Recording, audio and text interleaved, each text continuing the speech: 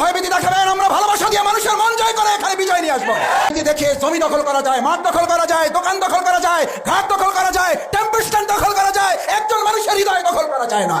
ভাই বলছেন ভয়ভীতি দেখিয়ে জমি দখল করা যায়, মাঠ দখল করা যায়, ঘাট দখল করা যায়, বাস স্ট্যান্ড দখল করা যায়, কিন্তু মাসুদ ভাই এই কথাটা বলেননি যারা ভয়ভীতি দেখিয়ে দখল করে খানিকের জন্য তারা কিন্তু একটা সময় ওই দখলদারি কিন্তু ছেড়ে দিতে হয়, দখলও কিন্তু উচ্ছেদ হয়। কারণ ভয়ভীতি দেখিয়ে জোর করে যে জিনিস দখল করা হয় ওই জিনিসগুলো একটা সময় না একটা সময় কিন্তু সত্য প্রমাণিত হয়। আর যারা দখল করে তারা কিন্তু একটা সময় নিঃস্ব, অপমানী, অপদস্থ, বেইজ্জতি হয়ে তারপরে বিতাড়িত হয়। মানুষ এই বিষয়টা মাথায় না রাখার কারণে মানুষ অতি সহজে অপমানী, বেইজ্জতি হয়। আসলে ভালোবাসা দিয়ে আপনি আন্তরিকতা দিয়ে সততার সাথে যে কোনো বিষয় পৃথিবীতে আপনি জয় করতে পারবেন। আপনি প্রতারণার আশ্রয় নিয়ে, মিথ্যার আশ্রয় নিয়ে, জোর খাটিয়ে, আপনার কোনো দলের প্রভাব খাটিয়ে যদি আপনি কোনো কিছু আদায় করে নেন ওটা খানিকের জন্য হবে ভাই, ওটা কিন্তু চিরস্থায়ী থাকবে না।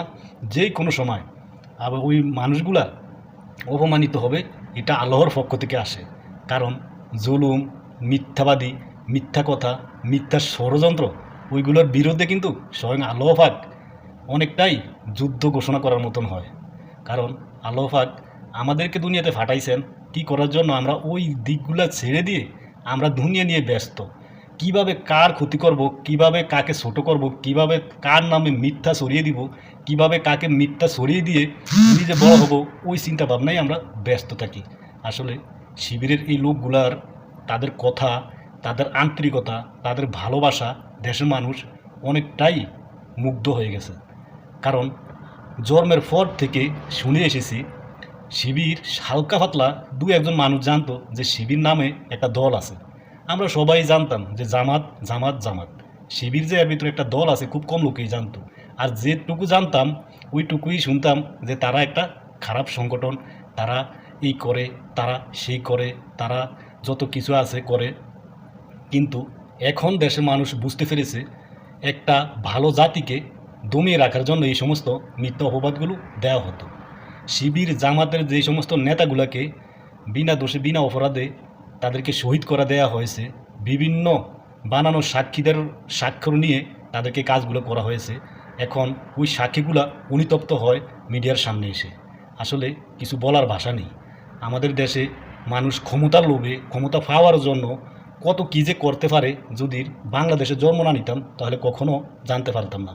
প্রয়োজনে দেশ ফাঁসের দেশের কাছে বিক্রি করে দিবে, তারপরেও আমার ক্ষমতাই চাই। আরে ভাই, আমাদের দেশের যারা ক্ষমতা নিয়ে এত বাড়াবাড়ি করে তারা যদি এতই দেশপ্রেমী হয় তাহলে নিজের পকেটে কিছু টাকা খরচ করে আশেপাশের যে সমস্ত গরিব অসহায় মানুষগুলো আছে তাদেরকে সাহায্য করেন না।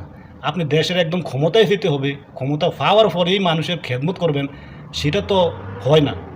আপনি যদি এতই দেশপ্রেম থাকে তাহলে ফাঁসের দেশে আমাদের দেশের উপরে এত আগ্রাসন চালায় সেই বিষয় নিয়ে কিছু কথা বলেন না।